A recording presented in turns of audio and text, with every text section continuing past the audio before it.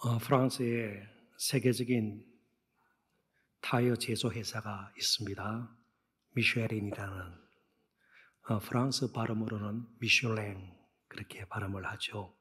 그런데 이 회사에서 매년 봄에 발간하는 미쉐린 가이드라는 조그마한 책자가 있습니다. 저렇게 생겼는데요.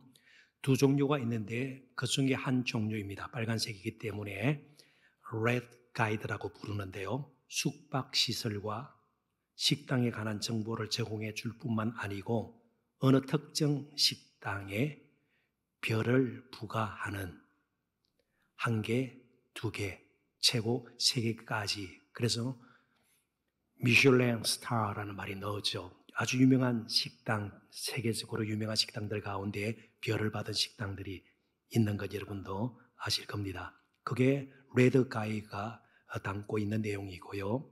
박물관이나 자연경관 등 관광 정보를 제공해 주는 부록 형태의 또 다른 책자는 그린 가이드라고 부릅니다. 그런데 앞에 제가 언급한 이 레드 가이드 내용에 보면 2023년 3월 현재 지난달이죠.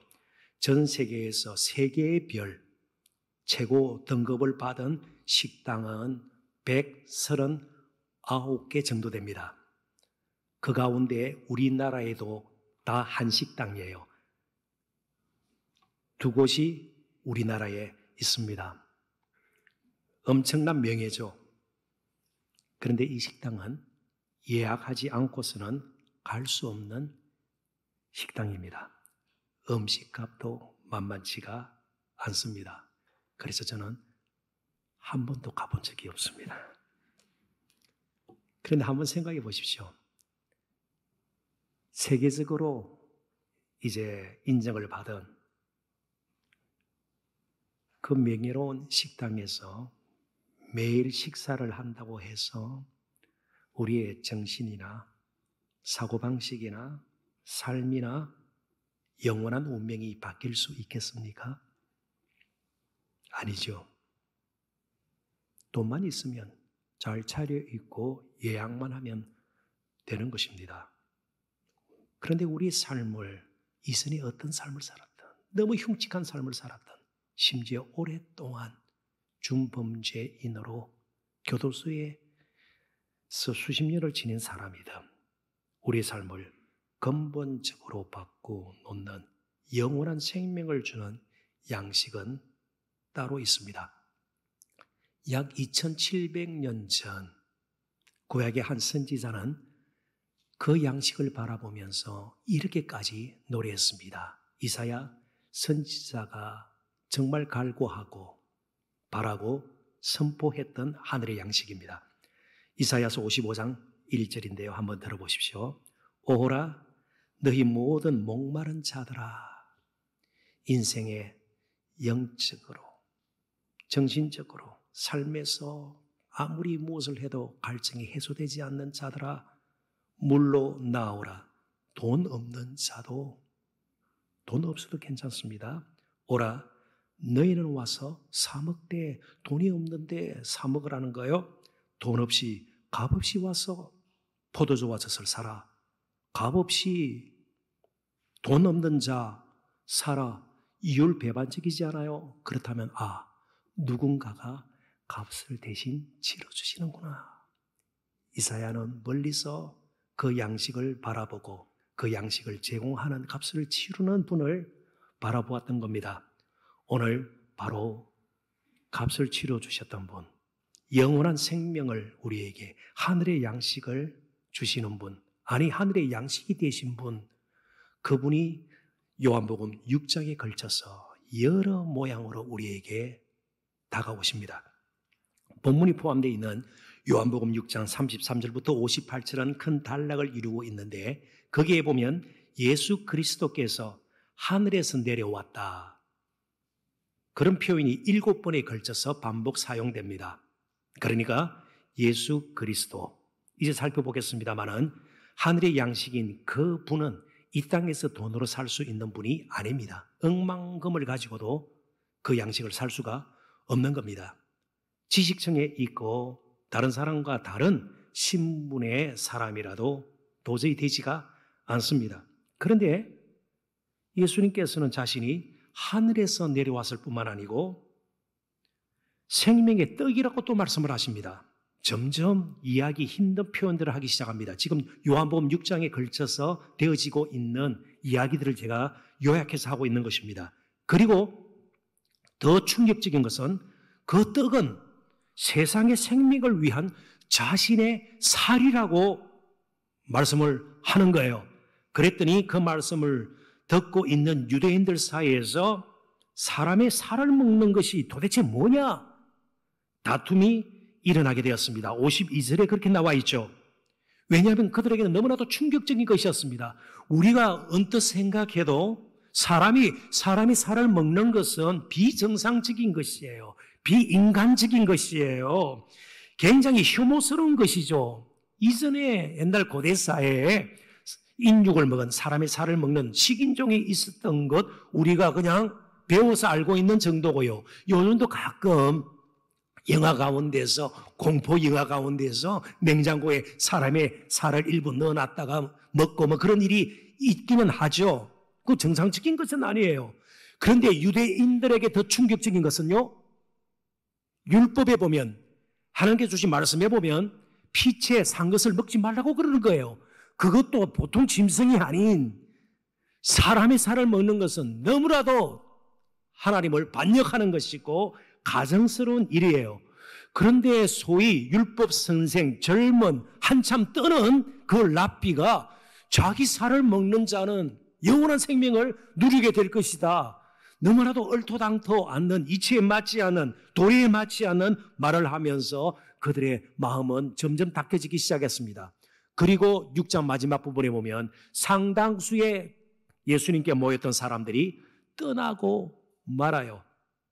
자, 그렇다면 도대체 예수님의 살과 피는 뭘 뜻하는가? 예수님의 살을 먹는다는 것이 정말 사람의 인육을 먹는 것인가? 우리가 살펴봐야 되지 않겠습니까? 근데 예수님께서 이제 분명히 말씀하시죠. 자신의 살과 피는 우리의 죄를 속하기 위해서 십자가에서 찢기시고 또 흘리실 예수님 자신의 살과 피를 의미한다고 말이죠. 그리고 예수님의 살과 피를 먹고 마신다는 것은 예수님의 대속의 죽음을 우리를 대신해서 죄를 속하기 위해서 영원한 생명을 주시기 위해서 찢기시고 흘리셨다는 것을 믿는 것이다. 그런데 그냥 믿는다 이렇게 끝내면 좋을 텐데 굳이 예수님의 살과 피를 먹는다 이런 표현을 썼던 이유가 분명히 있을 것입니다. 왜냐하면 요한복음이 기록될 당시 그러니까 이제 1세기 후반이 됩니다. 교회도 어느 정도 안정이 되어 갔고요. 물론 핍박이 따르는 것도 사실입니다. 그런데 그때 믿음이 어떤 성격을 띠면서 사람들이 그런 믿음을 받아들이기 시작했는가 하면 그냥 지식적으로 예수님의 말씀, 그 아름다운 모습, 삶의 모습 그리고 예수님의 생애 본받을 뿐으로 그냥 생각으로 지식적으로 받아들이는 것으로 동의하는 것으로 끝나는 그래서 그게 가장 반대되는 것이 아니다. 믿음은 행함이 있는 것이다.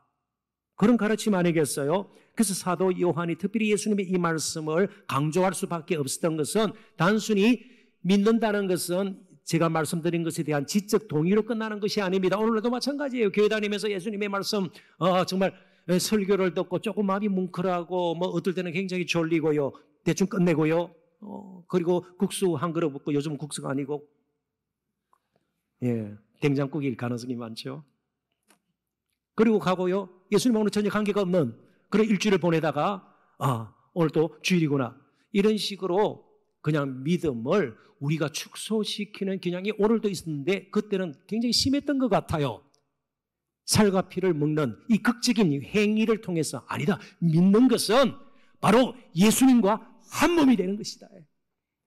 우리가 흔히 쓰는 말로 예수 그리스도와의 연합이 되는 거다 말이죠. 그러니까 믿는다는 것은 이제 남은 평생을 예수님과 함께 사는 거예요. 공부를 할 때 예수님과 함께해요. 취업할 때 예수님과 함께해요. 결혼할 때 우리끼리 사랑하니까 남녀만 만나고 이게 아니고요. 예수님과 함께하는 가정이에요. 이게 믿음의 본질이고 믿음의 속성이라는 것을 사도 요한은 더 강조하고 싶었던 겁니다. 그래서 먹고 마시다는 표현을 쓰면서 믿음을 그렇게 표현한 것입니다. 그래서 이런 것을 너무나도 잘 알고 특별히 영성신학 쪽에 조예가 깊었던, 지금은 세상을 떠났습니다마는 하버드 대학교 신학교에서도 교수를 역임했던 헨리 나우에는 이런 말까지 남긴 거예요. 예수 그리스도가 우리의 일용할 양식입니다. 그러니까 예수 그리스도 떠나서는 우리가 살 수가 없다는 거예요. 예수 그리스도를 떠나서는 아무리 성적이 오르고 명문대학에 입학하고요, 좋은 직장을 가지다 할지라도 그 헛된 것이라는 거예요. 예수 그리스도를 떠나서는 정말 어렵고 빛난 그리고 거룩한 열매 맺을 수가 없다는 겁니다. 예수 그리스도가 일용할 양식이기 때문에 예수 그리스도를 제대로 믿으면 우리가 달라지고 달라진 우리를 통해서 우리 주위가 달라질 수 있어요. 교회가 달라질 수 있고요, 그리고 가정이 달라질 수 있고요, 나를 만나는 사람들이 달라질 수가 있고요, 우리 사회가 달라질 수 있는 겁니다. 그러니까 예수 그리스도를 일용할 양식으로 삼고 사는 이 믿음이 어느 때보다도 우리에게 필요하죠. 오늘 성찬식을 통해서 그런 일이 우리 가운데 일어날 수 있기를 바랍니다. 우리가 살아야 돼요. 우리가 제대로 살아야 돼요. 그게 예국이에요. 그게 인류를 향한 아름다운 헌신이고 봉사예요. 자, 그렇다면 예수님의 살과 피, 하늘 양식을 먹는 자, 믿음으로 사는 자, 예수 그리스도를 일용할 양식으로 삼고 사는 자에게는 실제로 어떤 일이 일어나는가 몇 가지 살펴보고 이제 성찬식을 거행하기를 원합니다. 첫 번째는요, 은혜를 깨닫게 되고요, 은혜 없이는 살 수 없다는 정말 마음속 깊이에서의 삶의 고백이 우러나오게 됩니다. 돈으로 살겠다, 돈이면 다다, 아니에요. 학벌이 내 인생을 주관할 것이다, 아니에요. 우리나라 정말 외모 성형주의, 뉴욕타임즈에서도 일진에 아주 칼럼으로 나오지 않았습니까? 페이시즘, 얼굴로 모든 것이 결판나는 한국 사회, 아주 시문에도 난 적이 있습니다. 그럼 우리 외모가 반발하면 내 인생이 달라질까요? 무조건 열릴까요? 그렇지 않다는 겁니다. 은혜 없이는 우리가 살 수 없어요. 예수 그리스도 없이는 살 수가 없어요. 예수 그리스도의 살과 피를 먹지 않고서는 살 수가 없는 겁니다. 본문을 다시 보면서 이 부분에 대해서 좀 더 깊이 우리가 고민을 해보십시다. 예수께서 이르시되 내가 진실로 진실로 너희에게 이르노니 인자의 살을 먹지 아니하고 인자의 피를 마시지 아니하면 너희 속에 생명이 없느니라. 그한 거예요. 죽음이에요. 내 살을 먹고 내 피를 마시는 자는 영생을 가졌고 마지막 날에 내가 그를 다시 살리리니 내 살은 참된 양식이요, 정말 사람답게 살도록 만드는 것이고 내 피는 참된 음료로다. 갈증을 실제로 없애주는 거예요. 참 만족을 줄 수가 있고요, 어떤 기쁨을 우러나오게 만들고 마음의 진정한 쉼과 평강을 줄 수 있는 거예요. 그게 예수님의 살과 피예요. 바로 예수 그리스도의 십자가의 죽음, 부활, 이게 복음의 진리예요. 우리가 주목할 점은 예수님께서 말씀하시는 떡, 예수님 자신이죠. 하늘에서 왔다, 하늘에서 왔단 말이죠. 이 말은요, 이 땅에서는 구할 수도 없는 거예요. 그건 은혜로 우리에게 주어진 하늘의 양식이라는 거예요.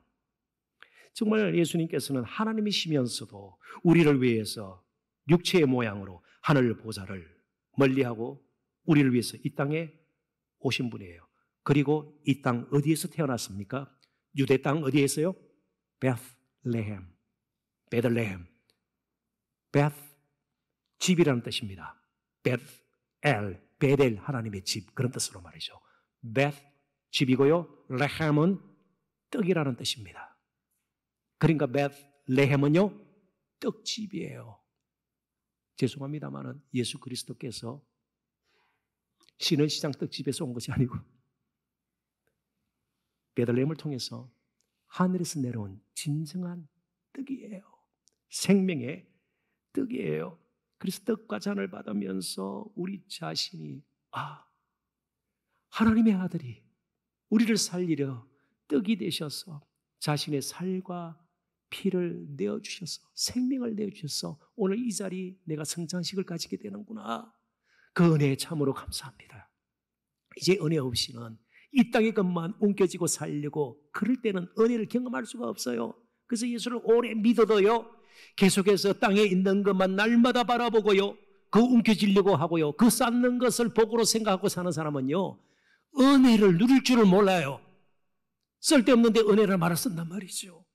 정말 마음속 깊이 그 은혜가 부음받으는 오늘 이 시간 그리고 이어지는 성찬식이 될 수 있기를 주님의 이름으로 축원합니다. 정말 은혜의 소중함을 알고 우리가 맛을 봐야 되는 거예요. 살과 피의 맛을 보아야 되는 거예요. 예? 맛집이라는 곳 가면 그 비법이 다 있죠. 양념을 어떻게 쓰고 말이죠. 다 있는 거예요. 얼마나 고기를 숙성시키고 다 있는 거예요. 맛이 있는 거예요. 그죠? 음식마다 독특한 맛이 있는 거예요. 그래서 우리가 시선이 조금씩 다르지 않아요? 그저께 제 아내가 미국에서 딸이 아파가지고 급히 2주 동안 방문을 하고 돌아왔습니다. 금요일 저녁에 이제 한국에 도착하고 처음으로 이제 2주 지나서 말이죠. 아내와 함께 저녁을 먹게 되었습니다. 아내는 추어탕을 그리고 저는 라면을 먹었습니다. 그렇다고 아내가 저를 섭섭하게 자기는 몸보신 하려고 추어탕을 먹고 아니에요. 그런 것은 아니에요. 아내는 밥을 좋아해요. 그리고 저는 면을 좋아하기 때문에 그렇게 식성이 다르기 때문에 저녁 식사가 달랐습니다. 음식이 달랐습니다. 근데 저희 부부뿐만 아니고 우리 모두 식성이 다 달라요. 그렇지만 성찬식을 가지면서 우리가 한 몸 되었다는 것을 확인해야 합니다. 우리의 식성이 영적인 식성은 같아야 돼요. 예수 그리스도를 떠나서는 예수님의 은혜가 아니고서는요 제대로 살 수 없다. 그런 마음의 깊은 다짐이 우리에게 필요해요. 내 힘으로 살 수 있는 인생이 아니에요. 그 떡은 하늘로부터 온 것이에요. 은혜로 주어지는 것이지 우리가 뭔가 열심히 노력해서 성취하고요 우리가 대단한 사람이라 획득하고 이런 것이 아니에요. 주어진 것이에요. 그래서 성장식을 가지면서 나 같은 정말 볼품없고 형편없는 인생을 그래도 버리지 아니하시고 불쌍히 계셔서 받아주시고 이처럼 예수님의 은혜 가운데 살게 하심을 감사합니다.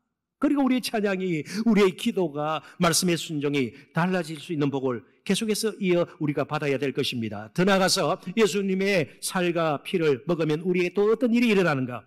영생을 누리게 됩니다. 이전에는 세상에 있는 것들이 나의 삶을 바꿔놓고 그거 많이 가지면 성공이라 생각하고 행복할 줄 알았습니다. 근데 사도 바울도 예수님을 만나서 복음의 진리를 깨닫게 되니 예수를 믿게 되니 예수님께 나아가는 예수님의 은혜를 받아 누리며 사는 삶의 방해가 되는 것 이들의 자랑거리예요. 로마 시민권자라는 것, 율법학자, 바리새인, 그의 신분, 그죠? 사회적인 위치 이런 것들이 오히려 쓰레기처럼 배설물로 여겨지더라. 그 자체가 배설물은 아니에요. 마찬가지예요. 아주 우리의 삶에서 돈이 필요하죠. 근데 그 돈 때문에 예수님과 멀어지면 그걸 배설물로 여길 수 있는 그것이 예수님의 살과 피예요. 그게 믿음이에요. 거절할 수 있는 것, 불의한 방법으로 재산을 모으고 정직하지 못하게 거짓으로 내 인생을 한번 바꿔놓겠다. 다른 사람을 억누르고 높은 자리에 오르고 이런 식으로 사는 것이 부끄러워지는 것. 이전에는 그런 일이 없었습니다. 언어윤리 도덕서 몇 권을 읽어도 그렇지 않아요. 예수님의 살과 피를 먹으면 그런 일이 일어나는 겁니다. 계속해서 예수 그리스도의 그 은혜를 붙들고 살면요 예수님이 나와 함께 하시고요 나를 깨워줘 주시고요 나에게 때로는 책망도 하시고요 나를 바꿔놓으시면 그런 일이 일어난다는 거예요. 53절 54절 빨리 읽어봅니다. 예수께서 이르시되 내가 진실로 진실로 너희에게 이르노니 인자의 살을 먹지 아니하고 인자의 피를 마시지 아니하면 너희 속에 생명이 없느니라. 내 살을 먹고 내 피를 마시는 자는 영생을 가졌고 마지막 날에 내가 그를 다시 살리리니. 지금 6장 전체를 지금 제가 말씀드리고 있습니다. 유대인들의 관심은요 이미 예수님께서 광야에서 많은 사람들을 배불리게 떡으로 기적을 베푸셨습니다. 그래서 더 많은 떡을 원하는 거예요. 그러면서 그들이 한 가지 조건을 제시합니다. 만일 당신이 우리가 기다리는 메시아라면 이전에 모세가 이스라엘 백성들을 애굽에서 광야를 지나서 약속의 땅 가나안 땅으로 이끌 때에 40년 동안 만나를 내려준 것처럼 우리에게 만나를 한번 내려주면 우리가 당신을 메시아로 믿겠다. 그러니까 제2의 모세라면 만나를 내려달라는 겁니다. 그런데 예수님께서는 이렇게 응답하십니다. 지금 제가 요약해서 정리해서 말씀을 드립니다. 그들이 원하는, 유대인들이 원하는 만나는 아무리 먹어도 이건 지속적인 행위예요. 먹고 또 먹고 매일 먹어도 40년 동안 먹어도 죽을 수밖에 없지만 하늘에서 내려온 떡인 생명의 떡인 자신을 먹는 이건 단회적인 겁니다. 이래요. 또 먹고 그럴 필요가 없어요. 먹는 자는 영생할 것이라는 겁니다. 이게 믿음의 신비예요. 그러니까 한번 믿어봐야 되겠다. 잘 안 된다. 구원의 확신이 없으니까 다른 정명석한테도 가고요. 예? 이런저런 이단 사이비에 끌려가고요. 이런 성경 공부에도 가보고 그러지 않다는 겁니다. 진정으로 마음속 깊이 예수 그리스도가 나의 구주시고 나의 왕이시고 내 평생을 책임지실 분이시다. 이제 그래서 내 인생을 예수님께 맡깁니다. 이 믿음이면 온전한 구원이라는 거예요. 그러니까 하늘에서 내려온 떡인 예수님을 진정으로 한번 믿으면 그것으로 끝나는 거예요. 그러니까 좀 기도가 더 부족하니까 기도를 더 많이 해서 내가 구원을 좀 이루어야 되겠다. 좀 더 봉사가 아직은 내가 미미한 것 같아. 이런 식이 아니라는 겁니다. 우리가 순종하는 것은 우리가 받아들여졌기 때문에 순종하는 거예요. 감사한 마음으로 그렇게 하는 겁니다. 우리가 무엇을 많이 해서 받아들여지는 것이 아니에요. 받아들여졌기 때문에 순종하는 겁니다. 순종했기 때문에 구원을 얻는 것이 아니에요. 우리의 예외도 마찬가지입니다. 그렇기 때문에 영원한 생명을 얻은 자는요, 너무 당장 눈앞에 보이는 것들에 내 인생을 매지 않는다는 겁니다. 조금 극적으로 제가 이런 표현을 쓰고 싶습니다. 이 세상에 사람을 죽일 수 있는 것은 이루 말할 수 없을 정도로 많아요. 자연재해, 지진이 일어나고요. 쓰나미 때문에 한두 명이 아니에요. 그죠? 사고로, 교통사고로 뭐가 무너져서 말이죠. 화재가 나서 말이죠. 그리고 사랑하는 사람, 정말 사랑하는 사람이에요.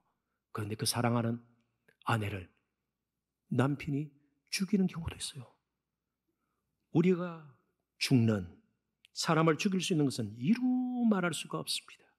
시대를 떠나 장소를 따라 인종에 관계없이 얼마나 숱하게 사람들이 갖가지 모양으로 죽어가는지 말할 수가 없습니다. 그러나 영원한 생명을 우리에게 줄 수 있는 것은 오직 하늘에서 내려온 생명의 떡 예수 그리스도밖에 없어요. 왜 죽음이 이렇게 많은데도 생명을 찾지 않고 죽음 가운데서 자꾸만 살 길을 찾으려고 하는가 말이죠. 영원히 살 길은 죽음 가운데 있는 것이 아니에요. 하늘에서 내려온 생명의 떡 예수 그리스도밖에 없어요. 그러니까 얼마나 영혼이 지금 어두워져 있고 닫혀 있으면 그 예수님이 보이지 않는 거예요. 그러니까 믿고 산다는 것이 얼마나 큰 은혜예요. 성상식을 가질 수 있다는 것이 얼마나 큰 복이에요. 행복이에요. 나중에 보시면 알겠습니다만 뭐 엄청난 음식이 아니에요. 미슐랭 스타 아니에요. 보잘것없어 보여요.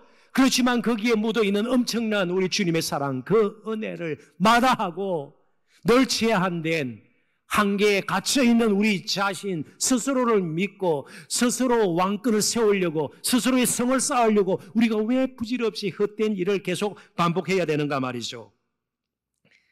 예수님은 만나를 줄 자가 아니라 자신을 줄 자입니다. 이 땅에 배부른 떡을 주시기 위해서 오신 것이 아니라 영원한 생명을 주시기 위해서 오셨습니다. 그렇다고 만나를 내려주시지 못할 정도로 무능한 분이 아닙니다. 그런데 왜 영생이 우리에게 필요한가 말이죠. 영생은 좀 더 다른 표현을 쓰면 예수님이 곁에서 영원토록 떠나지 않고 우리와 함께함이에요. 근데 그분이 생명이니까 죽지 않는 거예요. 생명과 함께하니까요. 그러니까 배부른 떡은 아무리 먹어도 거룩한 삶을 살아낼 재간이 없어요. 거룩한 삶은 생명이 떡이신 그분이 우리와 함께 할 때예요. 그래서 거룩한 뜻을 따라 우리가 하나님께 순종할 수 있는 것은 바로 영생을 받았기 때문입니다. 이해가 되시나요?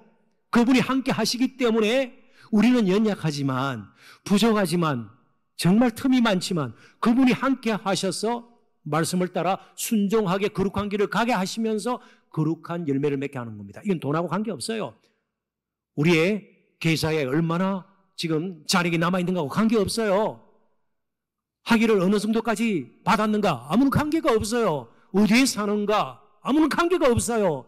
그분이 함께 하는가 그렇지 않은가의 문제입니다.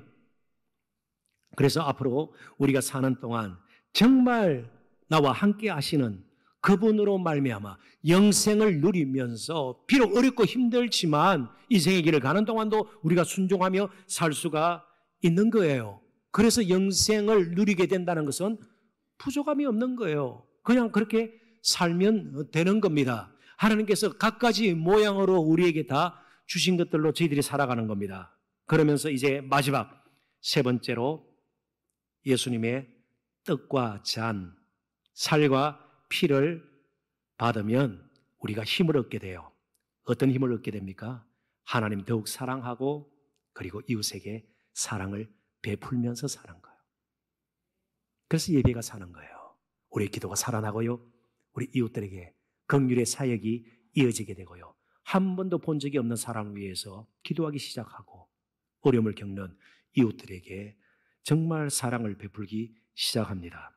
우리가 받은 은혜와 사랑을 다른 사람들에게 흘러가도록 은혜의 통로로 축복의 통로로 우리가 쓰임받기 시작하죠. 마태복음 10장 8절 같이 한번 읽어봅니다. 병든 자를 고치며 죽은 자를 살리며 나병 환자를 깨끗하게 하며 귀신을 쫓아내되 너희가 거저 받았으니 거저 주라.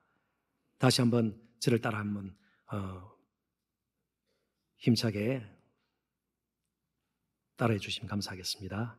거저 받았으니 거저 주라. 예, 거저 받았으니 거저 주라. 제가 우리 동산교회 담임 목사직 거저 받았습니다. 거기서 받았다는 것은 값없이 은혜로. 그러니까 거저 어렵고 힘들더라도 억울해야 할 이유가 없죠. 거저 받았으니 거저 주라. 어디서 보상을 기대해요? 아니죠. 내가 이렇게 해냈는데 아니죠. 거저 받았으니 거저 주라. 조금 생활에 여유가 있습니까? 거저 받았으니 거저 주셔야 합니다. 주판 하나를 당기면 안 돼요. 그러면 욕심이 우리를 지배하기 시작합니다. 우리에게 주신 여러 가지 재능들, 거기에 예술적인 재능일 수도 있고요. 예? 정말 몸으로 그저 여러 가지 운동상의 재능일 수도 있고요. 거저 받았으니 거저 주라. 어떻게든 다른 사람의 유익을 위해서, 행복을 위해서 드릴 수가 있는 거예요. 교회는 거저 받았으니 거저 주는 공동체입니다. 오늘 성사직을 가지면서 주님의 사랑과 그 은혜를 깊이 경험하고 감사할 수 있길 바랍니다. 그리고 성장식이 끝난 후 이전보다 더욱 거저 받았으니 거저 주는 저와 여러분이 될 수 있기를 바랍니다. 우리 성장식 때 피식피식 웃거나 떠들고 그런 분을 지금까지 성장식을 집행하면서 본 적이 없어요. 다들 다소는 심각해지고요. 눈물을 흘리게 됩니다. 그러나 우리의 눈물은 성장식 때뿐만 아니라 성장식 후에도 이어져야 합니다. 나는 이렇게 먹고 사는데 그러지 못한 분들, 나는 이렇게 누리는데 그러지 못한 분들, 그래도 나는 참 어느 정도 편안한 자리에 있지만 그런 자리에 없는 숱한 이웃들, 이 지구촌 곳곳의 사람들을 생각하면서 눈물이 계속 이어가는 저와 여러분 되시기를 주님의 이름으로 축원합니다.